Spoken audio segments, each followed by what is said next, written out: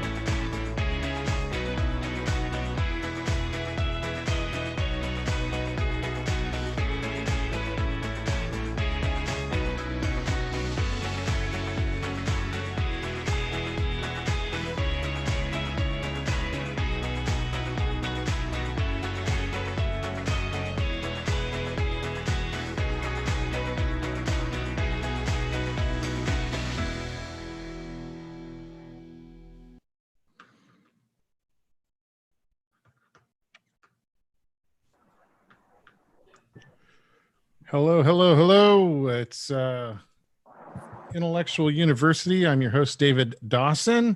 Thank you all for joining us today for what is our 6th episode of IntelleXual University. It's been a lot of fun going over all these films with everybody. Thank you to everybody who's already tuned in. I can see a bunch of people on the Facebook stream already. You can send us questions at any time regarding the film. We're reviewing In Situ today. You can send us your questions in the chat on Facebook, or you can text it to this phone number here, 760-456-9469. With that said, I'm going to introduce everybody who's here to chat about the film with us today. Hopefully we haven't lost anybody in the 2 minutes countdown. Joining me, as always, is my producing team, Brian Keith Davis. Hello. And Steven Schwartz, who also acted in this film a little bit. Hi. And then we've got Mike Peterson. What's up? How you doing, Mike? Were you the DP on this one? Me and Brian were. You and Brian co-DP'd this one. Okay, Yeah. good. We've got our lead actors, Kayla Sweets. Hi. And Shane Allen. Hi, how are you? Doing good, Shane. And Whitney Wegman. Hello. Hello. So we're going to talk about In Situ, which in some ways is the kind of first like real romance film that we ever shot as a team. We had done something kind of romantic with Better Cooking Through Chemistry years and years ago, but it was nothing like the experience of trying to write this story of In Situ, which was a 4 points film challenge, if I recall. We had 3 days to shoot it. So concept, script, shoot, edit, score, all the way through. And speaking of score, we've got Alejandro Castro on with us as well. Howdy. Who scored this film and I think did just a lovely job of it. Thank you. Yeah, very, very nice. Do you guys remember anything about that initial creation phase of coming up with this story? Any stories about how we handled that you want to share? Yeah, I remember I helped with the writing team a little bit, and we got together that Friday night with our line, our character, and our item, which was lint, and we had to put Dryer lint. Yeah, dryer lint. And so what David did is he had all of us sit down, and we just basically started coming up with one-line concepts, and slowly over like an hour or so, we narrowed it down to a concept we thought was feasible to shoot, that would be cinematic, that would be a good story, that would make a good storyline. And yeah, that's what I remember. And then David and team wrote the script overnight after some of the writing team left. So it was mainly Steve and David, right? Yeah, as I recall, it came down to just me and Steve primarily. Yep. And that's usually the way we work. We go from a big group of people down to just a couple people who actually flesh out the script in its final form. Shane. Yes, sir. I know you've had some thoughts about our writing process on these competition films. Do you want to talk a little bit about what you think about how we do it? I can't do it. That's why there's you guys out there, right? I mean, for people who don't know about this, like this in the 48 hour, to sit down in, a matter of 3 or 4 hours sometimes and create a whole story that's rich and got undertones to it. So it's not just a bunch of talking heads moving around. There's some real story, some backstory, some texture, some honesty to it. That's super difficult to do. Not very many people can do that and do it well. And I've worked with your team more than any other team there is, except for by myself and my own projects, and that's one of the reasons why. Well, that's high praise, sir. Thank you. Very much so, because I know a lot of people in my life, my family, that don't really understand the difficulties of doing this. They expect, they have much higher expectations for hammering out something in 48 hours. They say, "Oh, you made a film," and they have no idea the difficulty that it takes to hash out something like that. Yeah. No appreciation of it. Yeah, it's kind of odd. Alejandro's sitting at the Overlook Hotel where Jack Nicholson was trying to write a book. And everybody recognizes the difficulty of trying to write a novel, but when it comes to screenplays, it's kind of a weird thing when you talk to people, like they don't even realize that it's a similar process. It's complicated, to come up with Well- unique voices and unique stories to tell.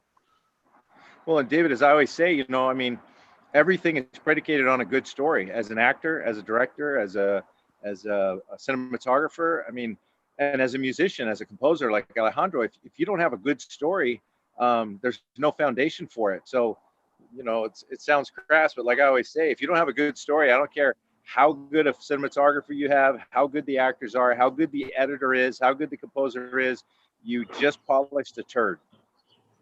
Yeah. Yep. I agree.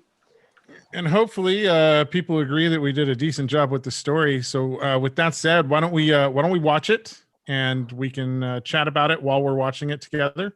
And then if anybody who's watching online has questions, feel free to put them into the chat rooms on Facebook. Hopefully they'll come through on my little reader for all the different stuff coming through. But let me put, hold on. I'm trying to do like a million things at once.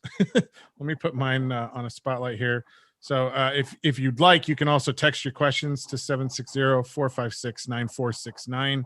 And I'll get those on my phone here, and we can answer your questions because this is all about trying to help others learn from our experiences. So if you have questions about the process, we'd be very, very happy to try and answer them for you, and hopefully through our own experience help kind of other filmmakers grow as well, without having to go through maybe some of the same pains that we went through getting to where we're at. And we're still learning, and we're still growing every film. I just want to make sure that I say that, like, we're by no means a perfect film team. We just we really encourage people to learn and grow with every project. So we're just trying to share that experience with everybody now. Okay, let me try and take this full screen on the film, and we can start watching it together. Here we go. And play. We made this in conjunction with Jim Canyon. That's Larry Poole's film group. And what we have here is quite possibly the most incredible find in human More history. drone work by Jeffrey Beach. The site we've uncovered here has Cameo by David. amazing details of early Yeah. Directing. We had to run on those drones for a while. Yeah. You're on to Janet. And it's a mom. So this location was very difficult to get to. We only had 2 vehicles that could actually get there. And everybody had to be brought up in little groups. All the gear had to be brought up in little groups. Right. It was kind of a nightmare. Especially for the side of my car afterwards. Yeah, Mike Peterson's side of his car was just like scratches all down the side from the bushes. But it's been too long. We can't go back now. We should get going. We already have a question. I see a lot of background action and background players in several scenes. Do you have an excellent AD, and how did you coordinate all of that? Yeah, that's a really good question.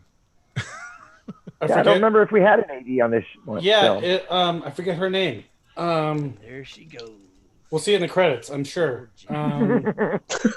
Yeah, it was one of Joe Castano's. Yeah. Yeah, I'm spacing her name right now. Joy? Yes. Yeah.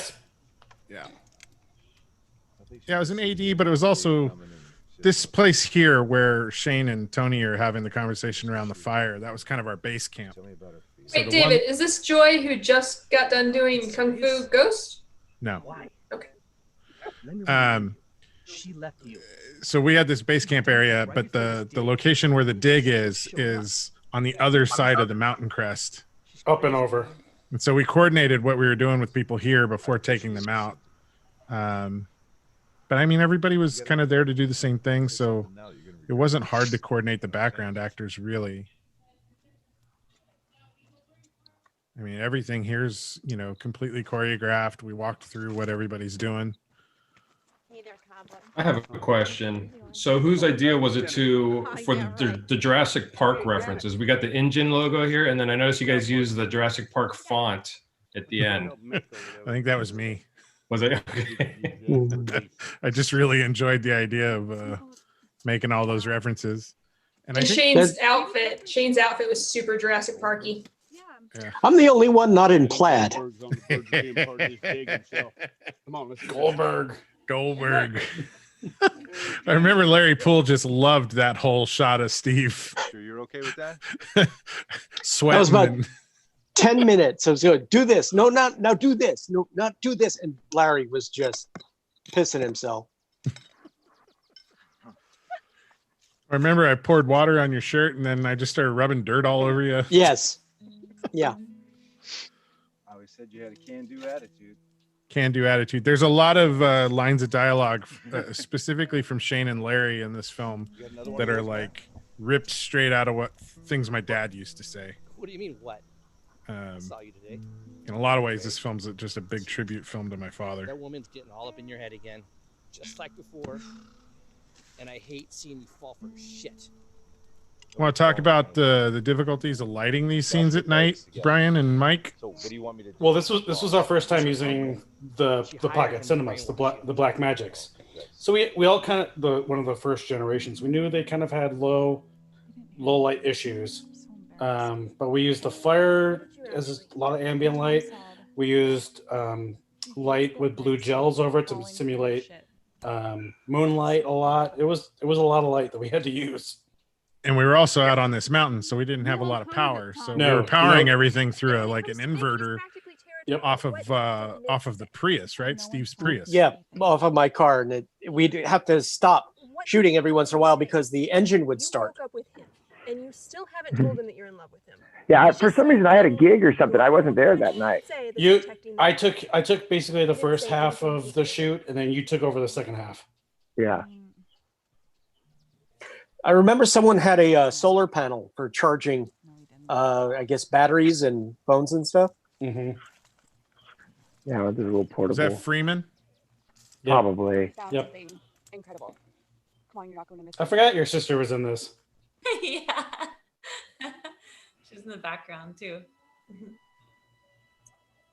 So this is a combination of practical and CGI effects coming up. We had some Halloween bones from the front yard, the kind that kind of stick out, and plastic skeletons and stuff. And so we brought them out, and then Mike Smith did some extra enhancement and additions.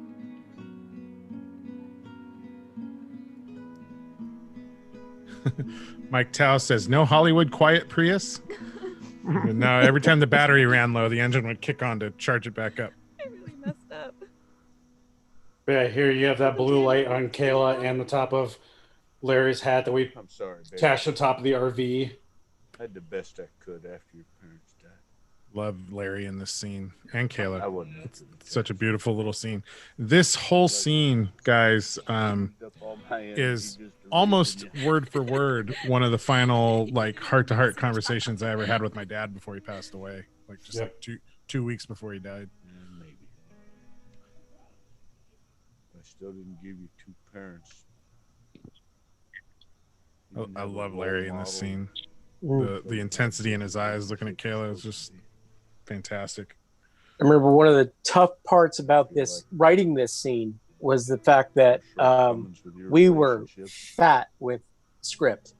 We were like 14 pages and we were way over, and we had to trim and trim and trim, and it was so difficult to trim around this. There was an entire other scene that went on before this, or as I recall.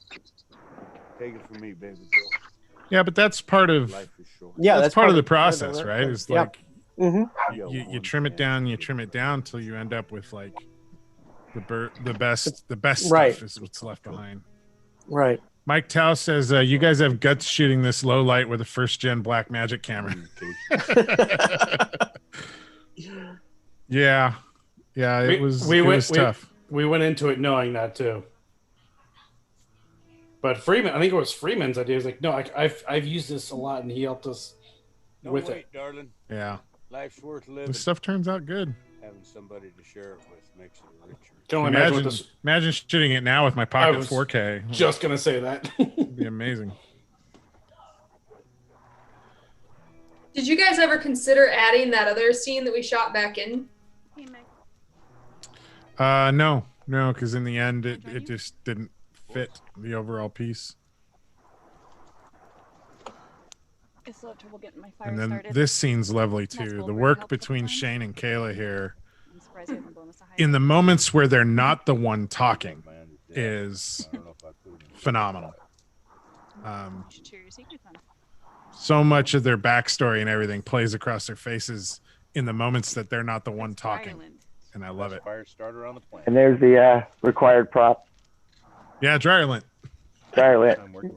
Perfect fire starter. Yeah, me too. Whose idea was it to use it as the fire starter? Was that Shane's? Actually, it was mine. Was yours, Steve?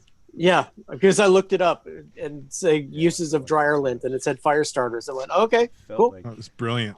But Absolutely. you gotta brilliant. clean out your dryer, otherwise you might start a fire in your dryer. Yes, because it's very flammable. Mike Tao says, skating without the puck. Love when an actor does that.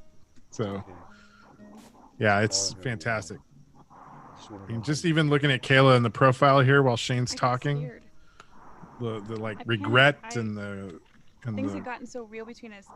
everything in her is playing across her face. I just love it. And Shane, you're so gentle in this film, man. It's beautiful how gentle you are in this movie. Well, thank you. You're like a man's man. Like I want to be Shane when I watch this film. No, you don't.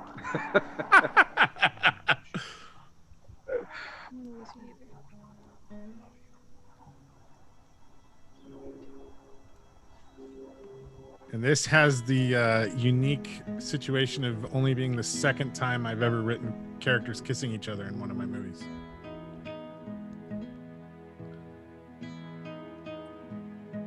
You like that time lapse better than the last one, Mike? It was a little better than the last one, yeah. But that's just it, though. We get better and better and better. We keep trying new things, and we keep going further and further. Well, Mike Tao asked, was this one camera or multicam? It was multicam. Yep. Tao. We went into this knowing two things as camera guys. Like, we wanted to do better with transitions and do some cool stuff with credits. I remember that, like, we planned that, like, very early on. So when we came up with this stuff, this was awesome. Yeah, we have, like, directives for ourselves when we go into each one. Oh, I love that. Yeah, Mike Smith did the credits here and, like, nailed what we were trying to do. I like the Jim Canyon one, this one here. Just very cool stuff. Jen Allen says she likes the fire lighting. And Mike Tao says, nice credits. I got a couple other questions here we'll get to when the credits are done. Yeah, And that final shot with Kayla and Shane was meant to mimic the two skeletons side by side, playing arm in arm. Yeah, I remember we were supposed to have some sort of matching lap dissolve, and it just never got to it. Yeah, it didn't work the same way. Yeah. Cool. So, man, I just love that movie. I think it's just a beautiful performance from all the actors involved.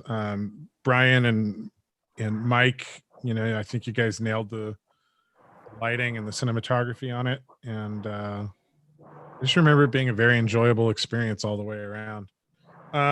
Plus, I mean, we were camping in the fun time. It was good. Yeah. Speaking of the camping, as I recall, Mike, you and I got stuck at the location with Shane. Yep. Like, was it late Saturday night or late Sunday night? I think it was the last night. Last night, everyone else left. We were like wrapping up some stuff and packing up things, and it was Larry Poole's property, and like the gate got locked, and we couldn't leave, so we ended up staying in the RV that night. It's a good time. Wow. hang out with Shane's anytime is a good time. Right? That was a good time. So I know we talked a little bit about it, Brian. You started to talk a little bit about it while we were watching the movie, but We did get a question of how did we get the overhead shot on the skeletons? So the overhead shot on the skeletons is very interesting because the skeletons don't exist. They're not really there. Oh, I thought we had some of the bones like we did the end stuff. We did. We had a few of those bones there. Oh, But we what also I'm put saying, some markers. yeah, but what I'm saying in the final shot, you're not looking at anything that exists in between them. That was all the bones in the ground were added in later by Mike Smith, and we did a drone shot where the drone just floated right above the cast, and I think we had Jeff just hover at a level where in the 4K I could punch in on 2 to create a little bit of a zoom, but yeah, it was actually a fairly simple deal. We like Brian said, we put some markers.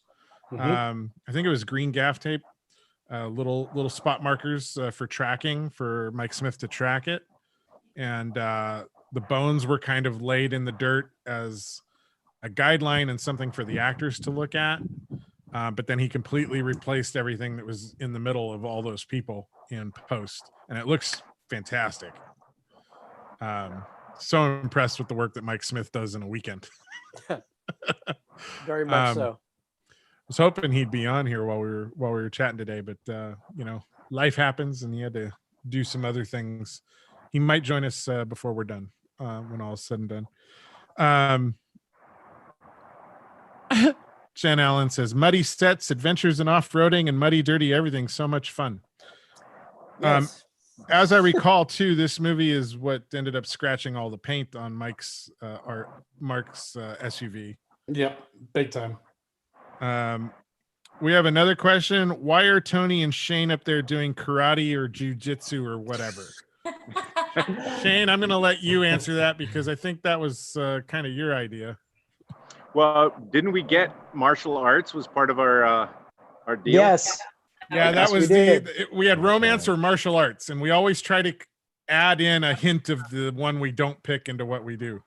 Right. So we just wanted to include something to do with martial arts. So what we're doing is it's a Japanese style. They're breathing exercises, and that was it.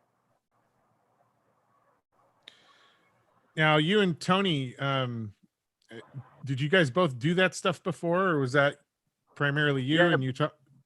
Well, we pale in comparison to Kayla, but both of us have studied. I don't know for sure how long Tony studied. I studied for about 12 years, and so when we came up, we wanted to do something that was simple, that was kind of on the spot. And so I showed Tony those breathing exercises that I had learned years ago, and so it turned out okay, I thought. Yeah. So when we finished the script, guys, and we handed you the script, and specifically this question's for Kayla and Shane, and you kind of read through what we had written for you guys. Did you guys have any conversations before we got to set, kind of about your backgrounds? Did you work that stuff out, or did you feel like there was enough in the script to just roll with? Do you want to go first, Kayla? Yeah, so that we knew that we were going to be paired as the leads with some type of storyline with our us breaking up and then our reconciliation. So before we departed that Friday night, Shay and we kind of hung out a little bit, kind of talked a little bit about a backstory, not fully fleshing it out, just enough to get some emotions and characterization. And then the next day, we just took I distinctly remember Shane, like, we were like teasing or something, and he was like, it's good to just build rapport since we have such a important scene later. So we were just kind of, being friendly and having fun on set and trying to keep like some type of, because it was the first time I'd ever met him or even much less worked with him. So we were kind of, growing with each other and growing a friendship as we were growing these two roles together on set too. Yeah, it was exactly what you said. I also, I tried to kind of get under her skin a little bit by pushing the envelope a little bit about, when people are together in the romantic and they're, we were engaged at one point before she dumped me. Thank you very much. And so I just took that as reality and tried to get back to her offset through humor and just kind of teasing her a bit. And so like at one point I actually pulled up Elvis Presley and Viva Las Vegas, The Lady Loves Me, but she doesn't know it yet. And I kept playing that to her all the time. She kept saying, stop it, stop it. So I tried to get to her through some means that way off screen, so that when we were on screen, we had kind of the playful history, some texture to it. Well, I think it worked out well, because I think you guys convey a couple who's been going through some crap really well. Yeah, well, we really have never worked together before. I mean, barely talked to each other before this. Yeah. Yeah, I mean, that to me is one of the great joys of working with actors, is watching you guys create stuff that doesn't exist and making it believable. I think it's fantastic. Alejandro, I want to bring you to the front for a second here.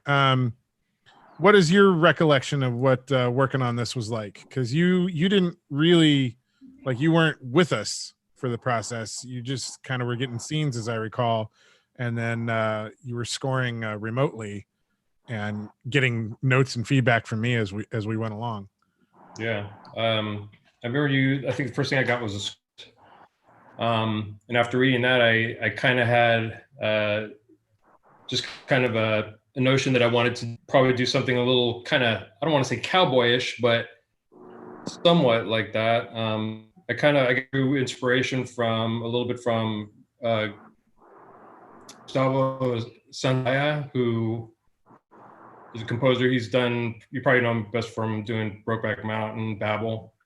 So I kind of wanted to add a little bit of a Western theme in there. But yeah, it was just a matter of just going back and forth with you, I think, through Facebook chat, and sending you the comps that I had, just kind of spitballing ideas, just melodies. And if you watch the film again, we kind of teased this, or created this melody that's kind of teasing what ends up being the final composition of the film, because thematically it kind of felt like there's this tension, that there's something that's kind of unresolved. So kind of musically, that was the approach I was taking, where you're kind of moving towards something, you're seeing something that's building, and then when we get that final moment at the end of the film, it's kind of like, pardon my expression, but it's kind of like the musical money shot, where it all kind of just kind of comes out, so that was my approach. But I was very you guys were very open to everything that I was suggesting and sending to you guys, so it was pretty painless for me. I wasn't sitting out there in the dirt and with you guys, and I was in the comfort of my own place and just sending you stuff. So it was cool. Yeah, I really like how the music turned out. I feel like it feels like somebody sitting next to the fire at the campsite, playing just this beautiful melody that everybody at the campsite could enjoy. But it tells their story. And like you were saying, as I recall, there were little bits that I really liked for Shane and little bits that I liked for Kayla. And together they made that kind of final melody. But through the movie, you hear her little bit of it and his little bit of it when they're separate. And then that final scene is when it all starts to kind of gradually come together. And I love the way you were able to kind of help us thread that emotional narrative through the music, through the piece.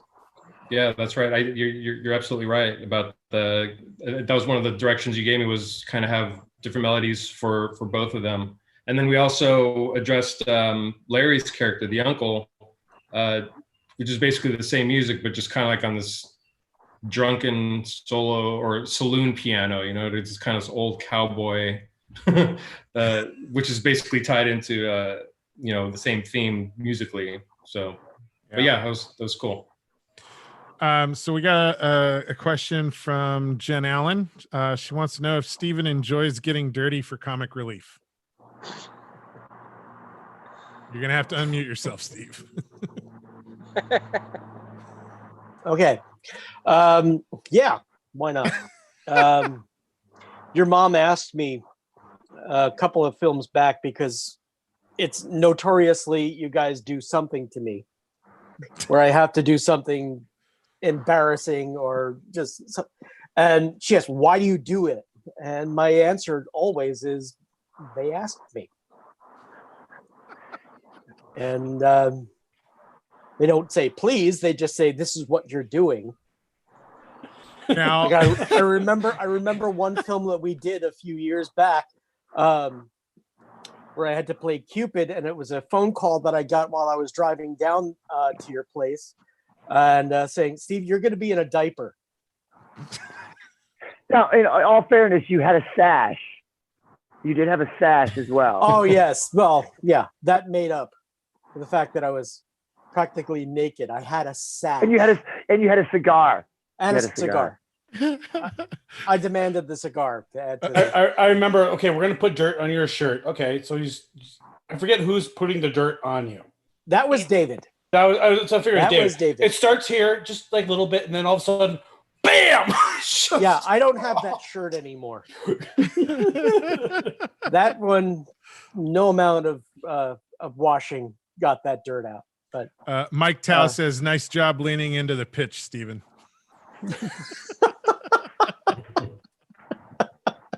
I've always taken one for the team. Well, and I'll say this, and I want to make sure it's very clear. Steve Schwartz is the best person to collaborate with because he very rarely says no to anything, and he's always willing to go the extra mile to help make sure that a project is everything that it possibly can be. And that's everything from doing funny bits as an actor to running out and buying a toothbrush for somebody on another film to, I mean, whatever it takes. Steve Schwartz is always ready to do it. And, yes. And it's always a joy to work with him. You were Chef Steve during Recency. Yes, I was. I made everybody breakfast, lunch, and dinner at the Oasis. That's right.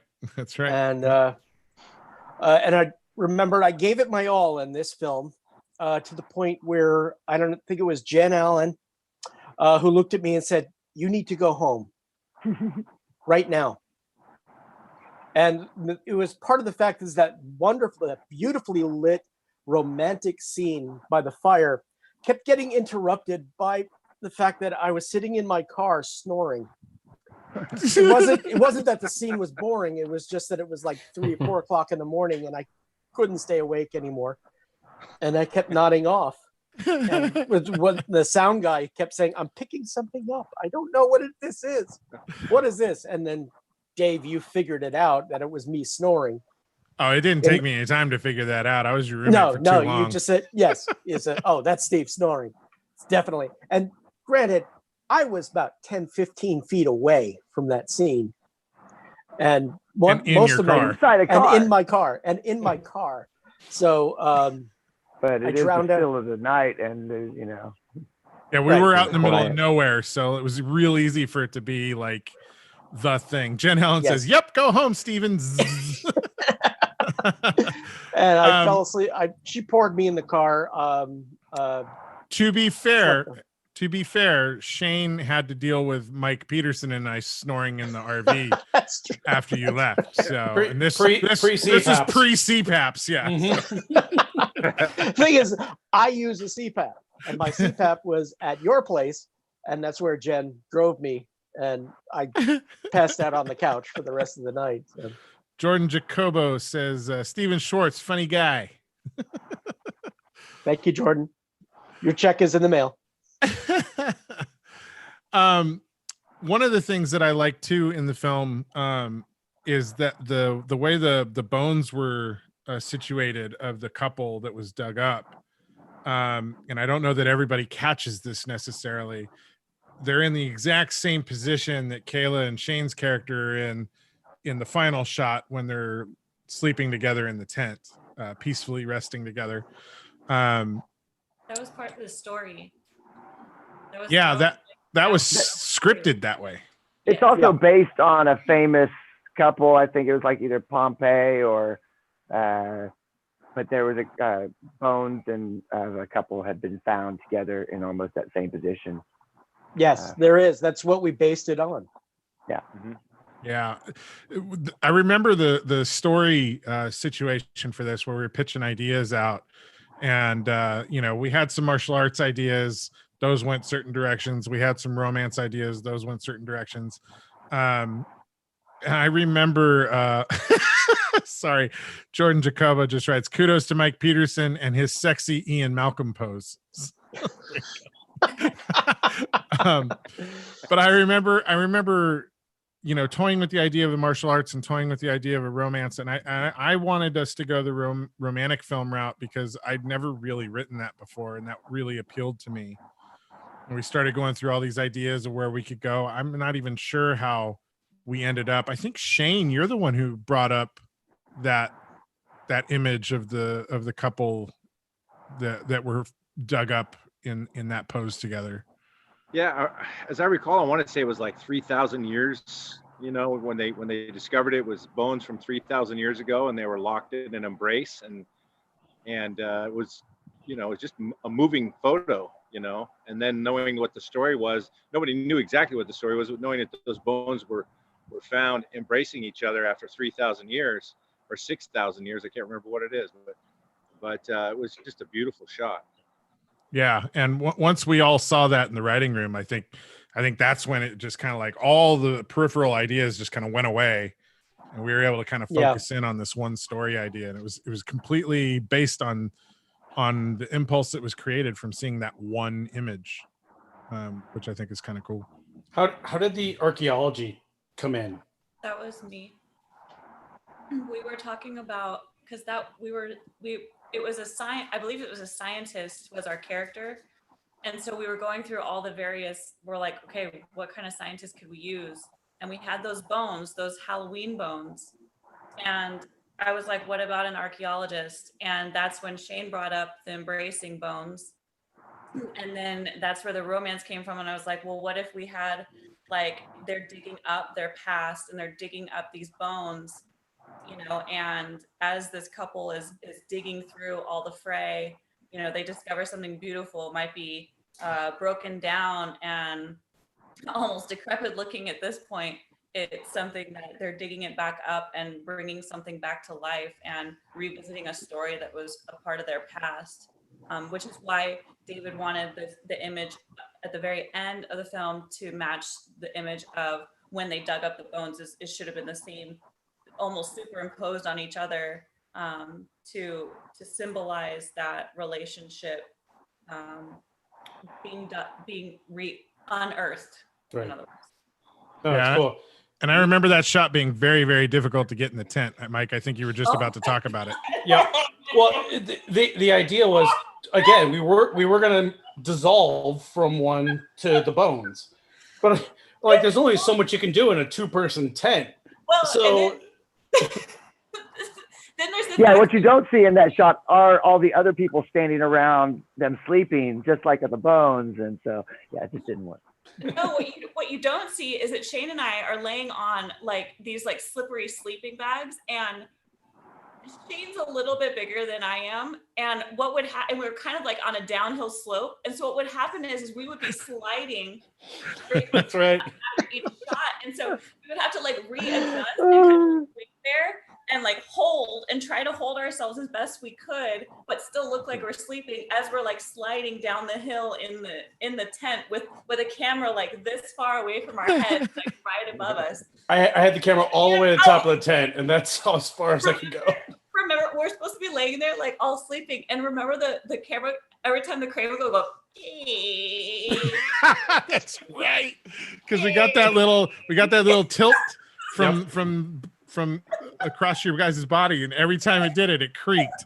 We were trying not to laugh. You guys would bust up every time. Like, come on, Yeah, we're trying to be like we're asleep and comfortable, and every muscle in our body is locked rigid. Yeah, locked rigid, trying not to laugh with the creaking of the camera in the background, and trying not to slide down the hill. trying not to slide. That's so funny. Oh my god. Hey, Whitney. Yes, sir. What do you remember most about working on this project? Oh gosh. Well, so the trekking through all of the brush and stuff. I remember being in the back of someone's car and like maybe it was Mike's or Larry's. But I really thought that the group shot was one of the most interesting that we did, because we really talked about as we were working with the drone that every person was in awe of what we found, but in a different sort of way. Like this had a different meaning for each of the characters, even our background actors. So we talked about like not doing the same thing and having very specific choices for what this meant, finding these two skeletons. Oh, that's right. Yeah, I totally forgotten about those discussions about how each character had a different emotional impact by what they were seeing. Right, because we also shot from basically the Bones POV and went around up and shot those close-ups of all their reactions. Now we did go back out and we reshot or expanded one of the scenes later. Yeah. And I think that was the conversation between Kayla and Whitney just before they're told that they'd found something and they need to go have a look at it. Yeah, we did that right before, and then we did a little bit more of a tighter shot on Shane and I as we're reacting to the dig up. So we were sitting there we're sitting next to one of the cars in the dirt, just going like this, like digging random dirt. And it was just the tight shot on the two of us. And then the conversation with Whitney when Kylie comes by and is like, "Hey, we found something. I'm gonna see it." So. Yeah, I remember Shane at one point on that pickup day saying something about how much you like being on our sets because we laugh a lot. Yeah, I mean, I can't claim to be a total method guy because every character is kind of different, every set's kind of different. But it's very hard. It would be very hard for a strict method person to be on set with you because there's a lot of fun. I mean, it's still professional. It's still everybody's focused on what they're doing, but everybody enjoys doing what they do, and the team that you've put together enjoy working with you so much because you pick people that you can trust that they do their job. So that allows them to do their thing and to experiment a little bit, to bring a little piece of themselves to everything they do, which I think is fantastic. So it's not a bad thing. It's a very good thing to be able to watch people operate in their own skin from a really happy position and know that they're in a safe environment. So yeah, your sets are always a lot of fun. I mean, the night that you two got locked into the property, and it was like 2:30 in the morning. No one was going to answer the phone to open that gate, and I'm like, "Come up, stay at the Remedy," And, so we hung out till like 3 or 4 in the morning, as I recall, just talking and laughing and all that. Yeah. And that was the same kind of thing on the set of Discontinuance, and so it's just a great experience. I feel like we need to wrap up or Shane's going to like explode into flames when the sun finally takes over where he's standing. Does anybody have any final thoughts about the film? And while we're going through that, if there's anybody watching who has a final question, now's the time to pose it to us. Anybody have any final closing thoughts they want to say about working on the film? Or what you thought of the film when you finally got to see how it looked edited together? Really proud of it. I thought overall it was a great project, and seemed like it's such a fun set being with intellectuals all the time. So every time I've worked with you guys, it's always been a good film experience. So I love working with you too, Kayla. I love working with all you guys, which is why we keep doing I want to work things. with all of you again. Yeah. I would like to do anything again. Yeah, eventually we will. And I hope that all of us are spending some of this time quarantined at home thinking up story ideas, working on scripts, working on your performance capabilities. It's one of the reasons why we're doing Intellectual University, is to try and kind of keep the creative juices flowing amongst our community at a time where it maybe feels like it's impossible to do so. We can look back on the things that we have done. We can share with one another our experiences. We can have conversations like this. Like, you know, we do it on Intellectual University, but honestly, you can do it on your own at any time. But if you're an actor, like, I strongly suggest that you spend this time working on your self-tape audition talent. You know, like, here's a great time. I'm a director who's sitting at home without much to do. Well, I got a lot to do, but I'm open and willing to helping the actors in our community if they want some input on what their audition techniques are looking like. You know, I'm happy to hop on a Zoom and help out. I hope that other directors in our community are extending the same kind of you know, helping hand out to the actors. And if you're a crew person, you know, if you've got, you know, lights and a camera at home, like, practice your lighting technique. You know, you don't even have to have a person sitting there. You know, set up a little staged area and work on your shadow play. You know, work on your highlights and how you light. Well, now's the there's perfect so time. much. Now's the perfect time to watch YouTube videos and tutorials on lighting, Yeah. cameras, all that. Like, now's the time to learn stuff. Like, Yeah. it's the perfect time. There's nothing else to do. Yeah, you can turn this downtime into something really productive. Use Study- part of your stimulus check money to get some master classes. Yeah, it's an idea. It's definitely an idea. Mike Tao says, hey, we still need filmmakers for Crowdsourced the Movie. So if you haven't checked that out, please check that out. Go on Facebook and look up Crowdsourced the Movie. It's a project that we were a part of already, where filmmakers are taking a few days to film one new scene that builds off the scenes that came before it.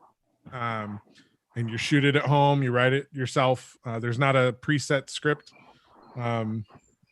You get assigned a scene number, and when your scene number comes up, you look at what has been done before. You write the continuation of the story based on what you see in the way that you want to do it. It's a really unique and interesting way to make a movie. It's awesome. It's like a theater improv game, the building the story. Exactly. It's very cool. Awesome. We did scene number 3, so please make sure you check that out. Brian and Oscar and I, you know, I'm fortunate to be quarantined with a couple of great filmmakers. So we kind of went overboard. We built a set in the backyard. We made it rain. It's really fancy lighting.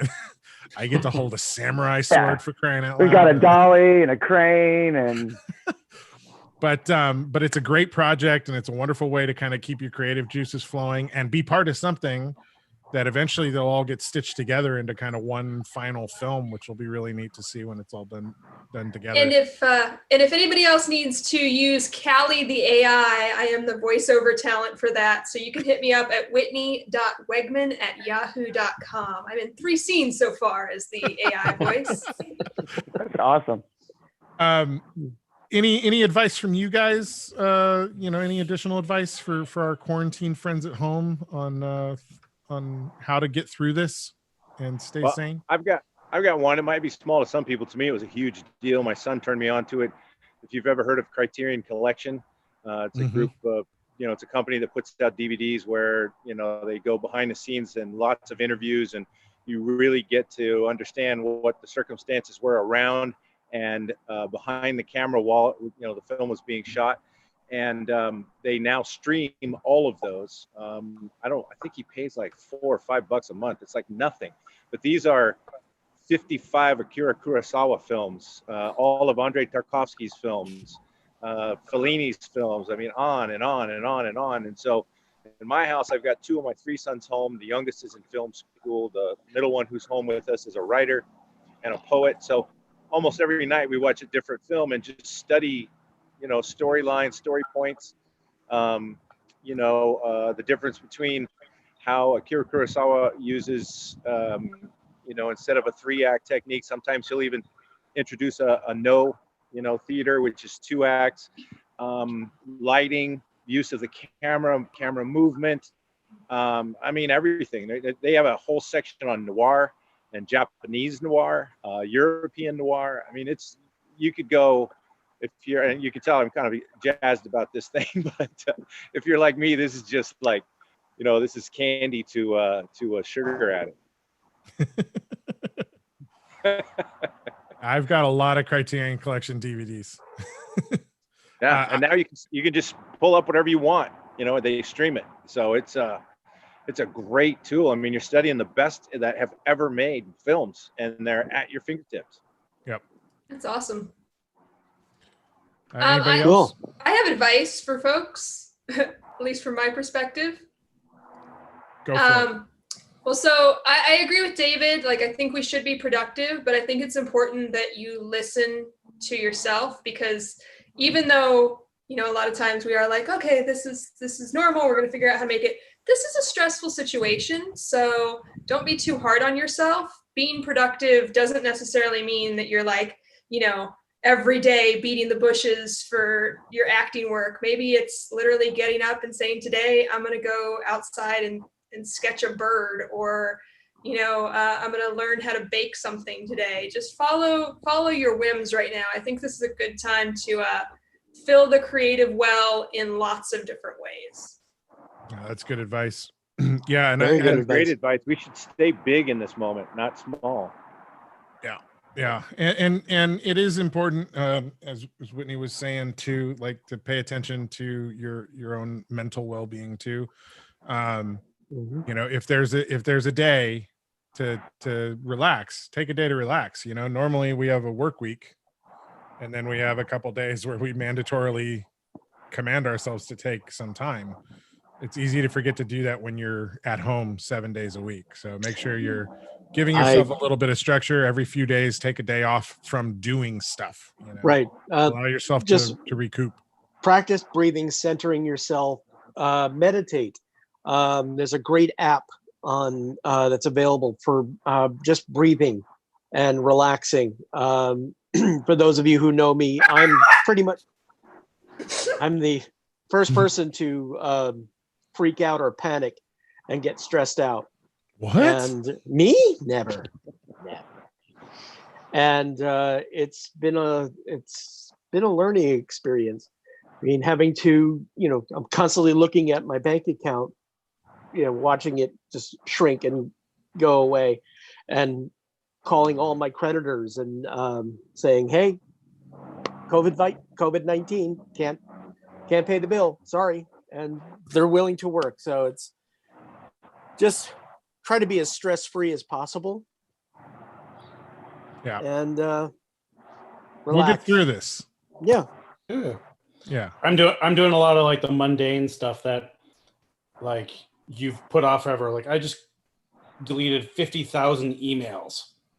I've gone through like all that stuff, right? Just to like I'll look at it a different day. Like now's the perfect time to do that kinds of boring stuff. Yeah. Yeah. I think I've cleaned my baseboards like 4 or 5 times now.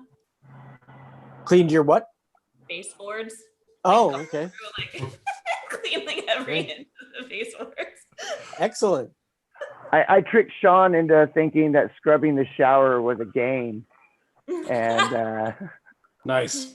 So, I did offer too that if he did a good job, I'd give him $5. So a little allowance here and there doesn't hurt. But yeah, no, I got my shower cleaned yesterday. That's great.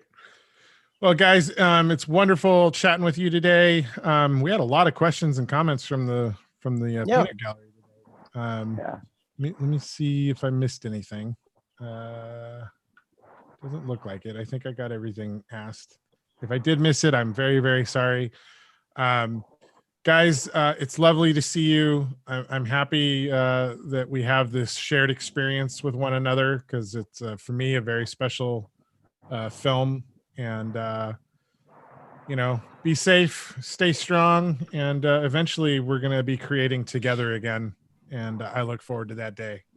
So Until then, everybody out there watching, thank you very much for joining us on Intellectual University. We'll be back again next week for a couple of episodes, and maybe we'll have a couple of bonus episodes going into May. There's been some requests for a couple of our films to be covered. Roswell. That we didn't cover in these 8. So until then, take care, and we'll see you all later. Bye, guys. Thanks, David. Vaya con queso.